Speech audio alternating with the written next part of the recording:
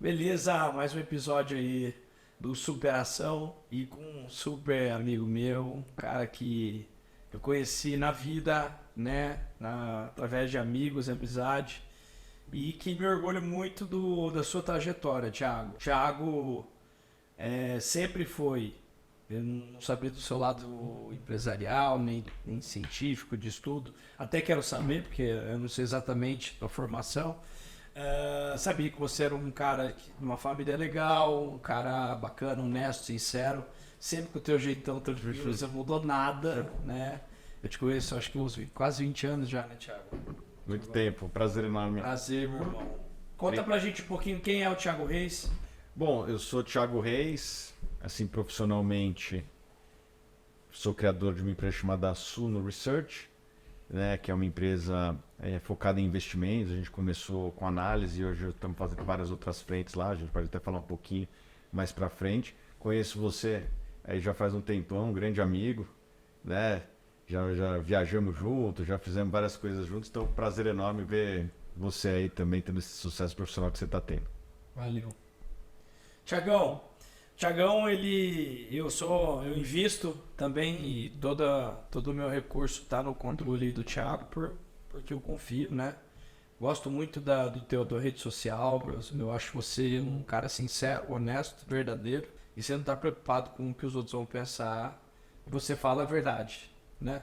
E eu acho que contra a verdade não tem muito o que fazer, né? É a verdade. Uhum. E gosto muito do seu trabalho, né? Da sua forma de pensar. E também por essa razão eu estou aí com você, né? Eu faço meus investimentos aí com você, mas eu quero saber mais. Eu quero saber quem é o Thiago, da onde o Thiago começou tudo. Tá. Com 20 anos, você tá com quantos anos? Tô com 37, Ivan. Com 20 anos, o que você fazia? Acho que talvez até um pouquinho antes, né? Eu sou de São Paulo, nasci, cresci, nunca vivi em outra cidade, né? Aqui em São Paulo, capital. Estudei num colégio tradicional aqui de São Paulo, Colégio Santa Cruz. Me formei lá e depois fui para a faculdade, né? Fiz de administração na Fundação Getúlio Vargas e eu sempre tive interesse por investimentos, sobretudo em ações, né? Quando a gente fala de investimentos tem um monte de coisa, tem renda fixa, ações, venture capital, private equity, e eu comecei minha carreira com um interesse muito grande em ações, renda variável, ainda no colégio, né? Meu pai tinha um pequeno clube de investimentos que ele delegou para mim, porque eu pedi, queria no final da faculdade você começa, no final do colégio você começa a refletir o que você vai fazer da vida, né? E naquela época, era a eleição de 2002 para 2003, e o que chamava muito a atenção, né? Naquela época as pessoas viam o Jornal Nacional, hoje provavelmente tem uma audiência bem menor, mas era como a gente se informava naquela época. E no Jornal Nacional era a bolsa sobe, a bolsa cai, o risco país, né? As pessoas até se esquecem disso. E aquilo mexeu com a minha curiosidade. O que é isso e tal? E, e daí eu provoquei o meu pai, que era um investidor, mas um investidor assim de subsistência, né? Pra ele, assim. O que é isso e tal? Daí ele falou, se você se interessa, tem aqui um pequeno clube que eu tenho, mas não estou administrando, toma aí, né? Tinha um valor de um carro na época, assim. Não era muito, não era pouco, mas era o suficiente para começar a brincar ali, né? E de 2013 a 2007 eu toquei esse clube com bastante sucesso. Foi um tempo de vacas gordas assim, para o mercado de capitais e a gente conseguiu superar a média do mercado, que é o Ibovespa, com uma certa folga. Né? E ali eu aprendi a investir em ações, analisar e tal. E você que me conhece faz muito tempo, né? A gente já viajou juntos, você deve lembrar de eu sempre lendo e tal. Eu sempre tive essa paixão, né? Eu sempre fui apaixonado pelo mercado de capitais. Até em momentos que não era pra você ver, você tava lendo. Eu lembro que eu entrava, Thiago, cadê você? Tá todo mundo te procurando. Ele tava deitado na cama, dando uma lida. Eu sempre tive um prazer aí por... Não tinha tablet na época. Depois Tinha, começou a mais pra ter. frente Hoje eu não uso mais, mas na época eu usava. No começo ali, uns 10 anos atrás, 10, 15 anos atrás, né, quando lançou o tablet e tal. Hoje eu fico mais no celular mesmo. Mas enfim, essa sempre foi minha paixão, né? Depois transformei esse clube num fundo, vendi minha participação para os sócios, fiquei um ano ali num sabático, né? E daí eu resolvi criar a Suno no final de 2016. né? E estamos tocando desde então, adicionando novas linhas de negócio. Fizemos uma transação recentemente com a XP, que é a maior corretora do Brasil. E, enfim, nossa missão é entregar as melhores alternativas de investimento para os nossos clientes, né? A gente percebe que a maior parte das instituições financeiras, elas tratam de investimento como algo dentro do portfólio, né? Não é algo especializado. Você tem uma clínica de estética, né? Não dá para comparar o Einstein com você, né? O Einstein talvez tenha um procedimento estético lá, só que ele não é focado, não é o core dele, né? Se eu quiser fazer algo estético, aliás, já fiz com você, né? A gente teve umas verruguinhas no passado, você foi lá e tratou. Eu fui com você, não fui no Einstein, porque muitas vezes você quer um especialista. E a gente viu que o mercado financeiro ainda está muito concentrado nos bancos que não tratam o investimento necessariamente como core, né? E por conta disso, acaba... O investimento é mais um braço. Né? É mais um braço. E você abriu como o core principal do investimento. Exato. E você gosta muito do imobiliário, né? Eu acho que assim... Fundo imobiliário. Eu gosto de fundo imobiliário, mas gosto de outras categorias. Mas eu acho que o fundo imobiliário dialoga muito com o investidor brasileiro, né? O brasileiro tem a cultura do imóvel, né? Assim, o cara ganha na Mega Sena, ganha no BBB, ou ele gasta na farra ou ele compra imóvel, né? Não tem outra coisa. Então, o brasileiro já gosta de imóvel por natureza. Tem gente que fala que é a herança dos portugueses, né? Que os portugueses gostam de investir em imóvel. E eu acho que o brasileiro gosta do dividendo mensal, né? A gente percebe isso que... Acho que o ser humano gosta de pau o retorno, não é isso? Ele gosta da renda, né? Quem não gosta do pinga-pinga todo mês, né? Renda passiva. Então, isso dialogou muito com o brasileiro. Feliz, né? É coisa que é até um pouco Porque eu tô diferente. feliz lá na sua. Exatamente. Eu acho que é até um pouco diferente do americano, né? O americano não tem muito esse negócio da renda mensal. Ele investe em startup para botar 1.000 e transformar em 1 milhão, entendeu? É uma cultura diferente. Não Mas tem eles certo. vêm também da cultura de Warren Buffett, né? Que é um cara que sempre dialogou que o investimento você tem que esperar muitos anos. A Berkshire Hathaway nunca pagou dividendos, né? As empresas que estão embaixo pagam dividendo para a nave-mãe, para a Berkshire Hathaway, mas a Berkshire Hathaway nunca pagou dividendos. Então, nos Estados Unidos não existe muito essa cultura do dividendos, coisa que existe no Brasil, mesmo porque lá também o dividendo paga uma tributação que aqui no Brasil, felizmente, ainda não se paga, né? A gente paga muito mais tributo do que os americanos, mas nos dividendos ainda não tem tributação. Então, por vários aspectos, o brasileiro gosta de dividendos e os fundos imobiliários eles pagam dividendo alto, com baixa volatilidade e mensal. Então, isso dialogou muito. Então, não é que a gente acha melhor ou pior, mas é que o cliente gosta muito. E de ponta a ponta, o investimento imobiliário foi muito bom, né? O IFIX, que é o Ibovespa, né? O índice do fundo imobiliário, ele superou o Ibovespa, ele superou o CDI desde a sua criação em 2011. Então não foi um mau investimento para quem comprou lá atrás e ainda mais para quem compra de maneira recorrente ou que aproveita as crises como que a gente está vivendo agora para comprar. Eu ia te perguntar isso agora. Dá para perceber através do cenário político, guerra, Covid, inflação, tudo mais caro. E até o fim do ano passado, onde o governo ainda subsidiava, eu não via um cenário de...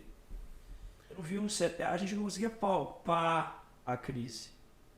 E eu percebo, eu trabalho no mercado de luxo, né? Mas tem outros segmentos. Você está em tudo, depois eu quero saber aí no que você está. Eu tenho percebido uma retração. Eu tô falando mentira? Não, assim, existem vários dados econômicos, né? Por exemplo, saiu o dado do CAGED, que mostra o número de empregos, a geração de vagas em dezembro foi negativa e janeiro foi o pior janeiro em muitos anos. Eu não estou lembrado em quanto tempo, mas foi o pior janeiro em muitos anos. Ou seja, esses já são dados palpáveis de que a economia não está no seu melhor momento. Os juros elevados fazem com que não exista muito estímulo Não tem crédito. ao investimento. Tem também Mas problema. é dificultado, né? Muito, né? Acho que aqui tem os juros altos e também a quebra da Americanas, né? Ela aumentou os spreads bancários para todo mundo, né? O chamado credit crunch, né? Teve aí uma crise de crédito que não estava no radar de ninguém. Os bancos que emprestavam dinheiro para ela acabaram tendo um déficit que ele vai ter que... Quem sofre são os usuários atuais.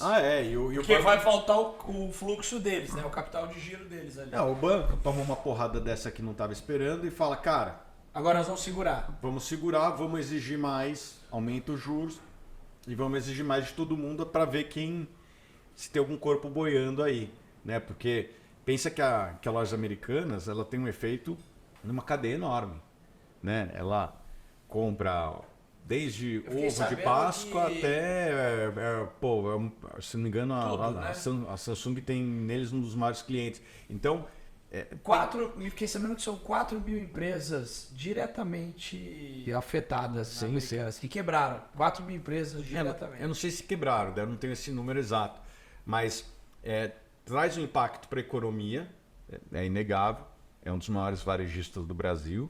O varejo, ele é importante em qualquer economia, né? É um dos maiores geradores de emprego, também gira muita coisa em volta dele, né? Tanto cadeia de fornecedores, aluguel, etc. Você tem uma empresa representativa, uma das maiores varejistas do Brasil, que simplesmente acordou sumida do mapa, né? Então tem um impacto e isso tem gerado vários efeitos colaterais, entre eles o aumento da taxa de juros para todo mundo. Fora isso, a gente tem um histórico de quebra de bancos aí, né? Não, isso acho que o Brasil está superado.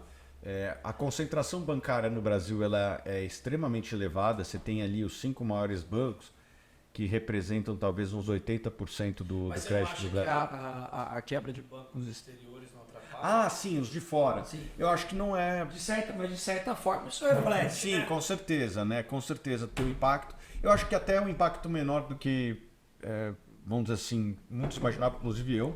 Né? Isso é recente, né? A gente está falando que dia é hoje aqui? Faz 3, 4 dias.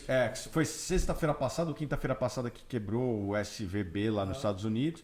E essa semana o Credit Suisse teve problemas, é bastante público, né? As ações estão caindo, o CDS do Credit Suisse está subindo, está tendo impacto em todos os bancos europeus.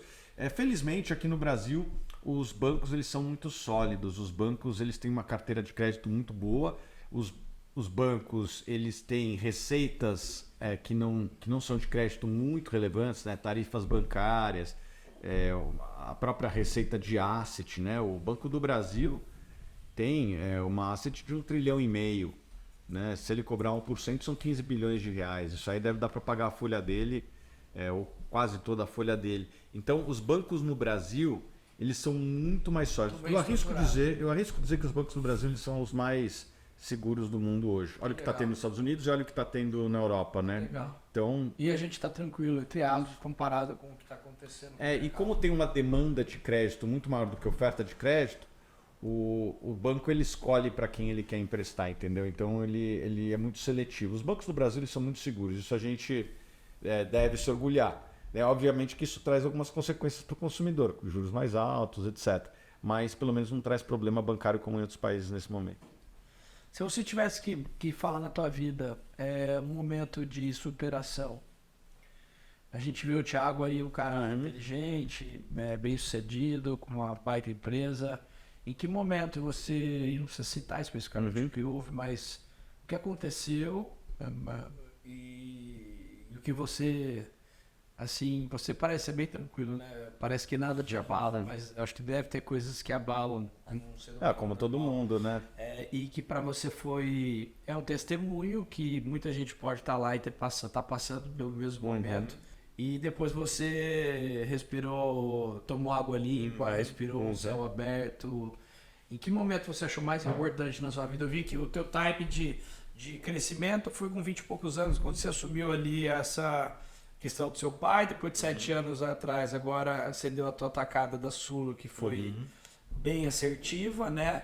No meio do caminho da Sulo, acho mais legal, nesses últimos 7 anos, teve algum momento aí que você, não sei, teve alguma desestruturação, algum desequilíbrio? A gente teve vários desafios ao longo da nossa história, até antes da Suno, né? Assim, tem coisas bobas, mas que para mim foram significativas na época, né? Assim, pô, passar na faculdade.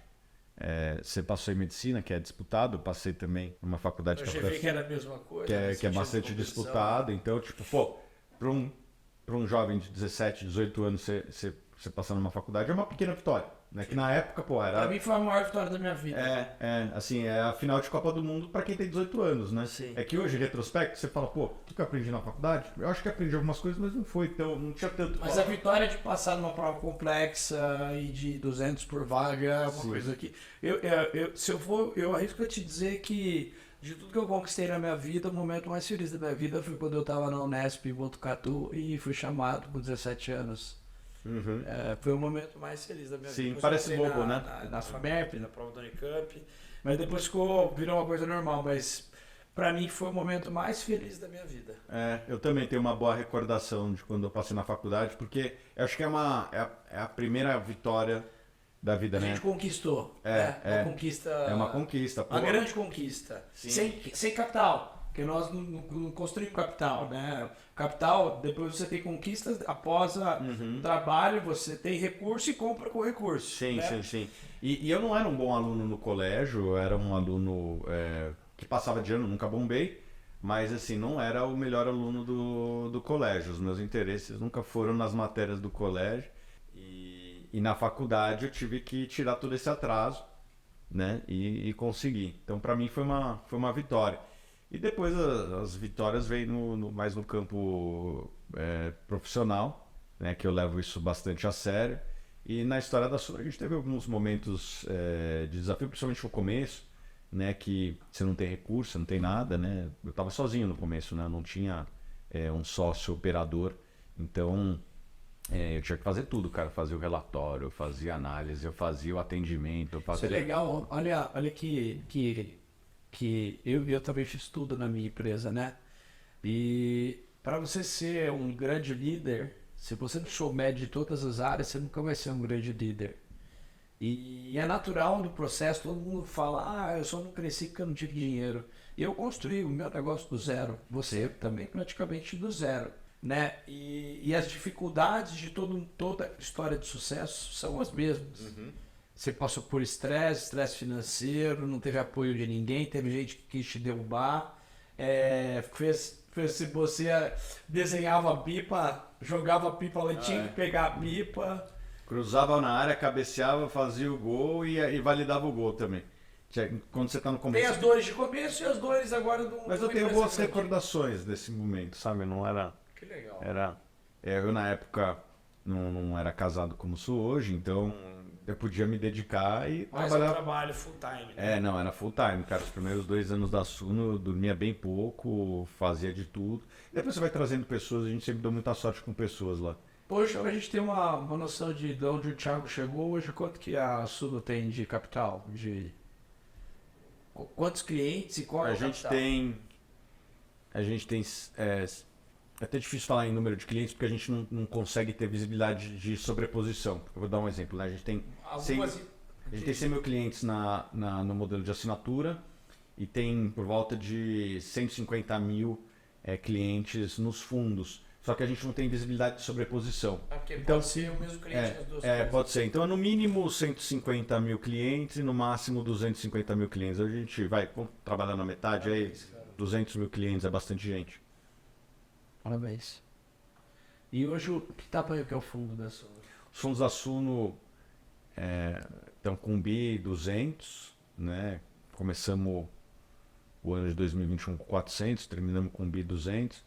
Então a gente foi uma das assets que mais cresceu no Brasil no período, né? Pegando o vento frontal, né, Igor? Assim, o CDI subindo, ele ajudou muito o investimento, né? Atrapalha muito o investimento, né? Mas a frontal o frontal, o vento de frente. Porque na verdade a ação, o cara fala, pra que eu vou querer ação se o CDI já tá me... Exatamente. Então... Não, e até eu mesmo, quando eu falo com o teu time, eu falo, eu quero que vocês pelo menos batam o CDI aí, né? Então, e é um desafio, porque o CDI tá maravilhoso, né? E no curto prazo é muito difícil você garantir. Eu acredito muito em ações. Eu acho que quem comprar o Ibovespa hoje, provavelmente daqui 5 anos, vai estar melhor do que quem comprar no CDI. Tá baixo agora, né? Muito. Eu acho que quem comprar hoje vai se dar melhor do que o CDI nos próximos 5 anos. Eu gostaria de fazer uma aposta, nesse sentido com alguém que quiser. Porém, no próximo mês é jogar uma moeda para cima, no próximo dia é jogar uma moeda para cima. Então, se existe uma cobrança diária para superar o CDI, eu acho muito difícil. É quase como se você quiser fosse fazer um tratamento médico longo, mas você quer o resultado no primeiro dia, entendeu? Tipo, pô, você... E não espera bem o tempo da recuperação. Tiagão, pra gente finalizar,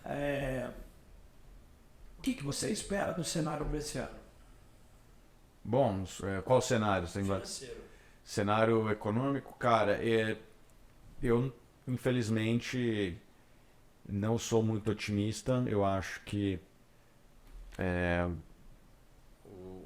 o emprego vai crescer pouco ou talvez retrair. Infelizmente, eu acho que algumas decisões econômicas e mesmo coisas que são só ruído, por exemplo, ficar criticando o Banco Central Independente, ficar criticando a privatização da Eletrobras, cria um ruído, não leva a lugar nenhum e isso só aumenta os prêmios de risco, aumenta as incertezas perante os investidores, perante a sociedade. O mercado nada mais é do que uma máquina de oferta e demanda em que os investidores precificam os riscos na mesa. Esse tipo de coisa aumenta o ruído, aumenta a percepção de risco, não leva a lugar nenhum. Infelizmente, a gente tem visto o governo federal bastante ruidoso. Eu esperaria que eles tivessem uma postura mais pró-economia, mais pró-emprego. E a gente não tem visto isso, infelizmente. Então, para esse ano, se essa postura não mudar, vai ser muito difícil ser otimista com a economia. Se ela não mudar, a gente tem que pensar o quê? 6 meses, uma melhora, um ano?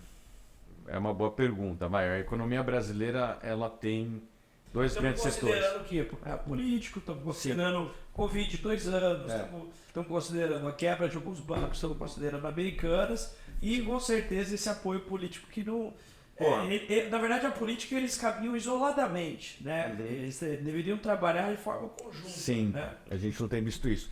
Bom, eu acho que assim, a economia brasileira ela é composta basicamente do setor exportador aí de commodities, né? Agrícola, um pouco de petróleo e minério de ferro, e a economia de serviços. A parte voltada à exportação, eu acho que essa daí vai bem.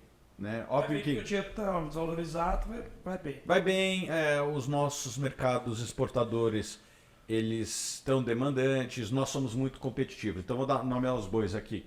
Soja. A gente deve ter uma colheita recorde esse ano. Eu acho que nos próximos anos vai continuar crescendo. Qualquer janela que você analisar, a produção de soja no Brasil cresce 5, 6%. Nos últimos 5 anos, 10 anos, 15 anos, 20 anos.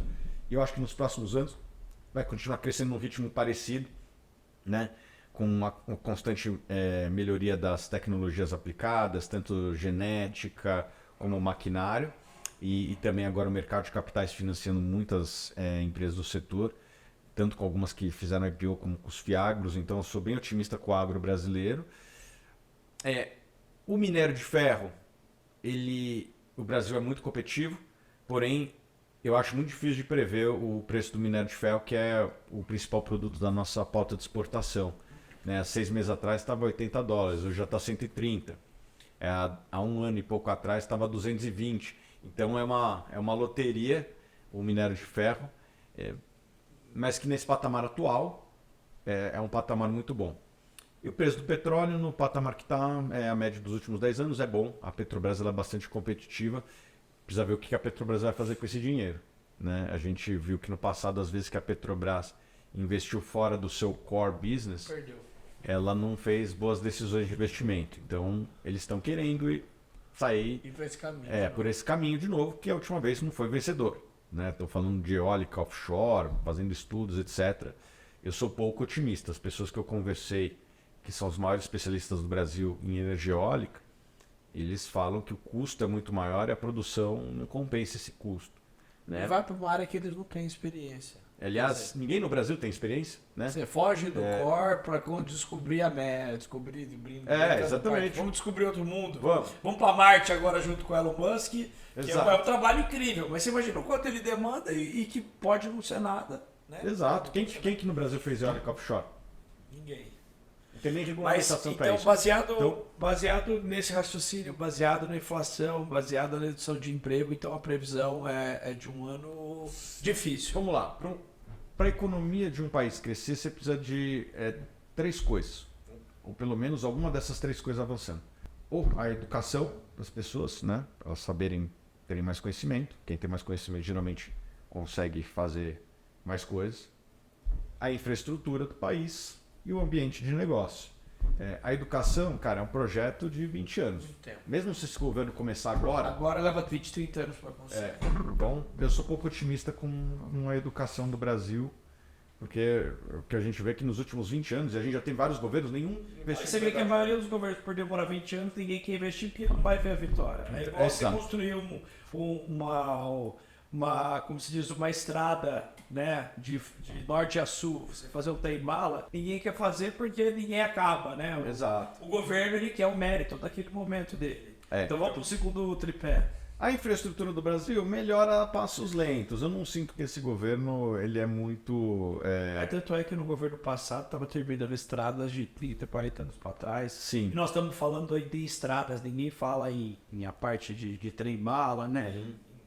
Tem tecnologias para transporte. Nós estamos falando aí de transporte terrestre, né? Tem o transporte aéreo, mas ainda é muito caro, eu acho. Está mais caro ainda esse ano. Né? O Brasil precisa investir em infraestrutura em várias frentes, não só transportes, mas a parte de energia e principalmente, para mim, as coisas mais importantes do Brasil, a parte de infraestrutura e saneamento.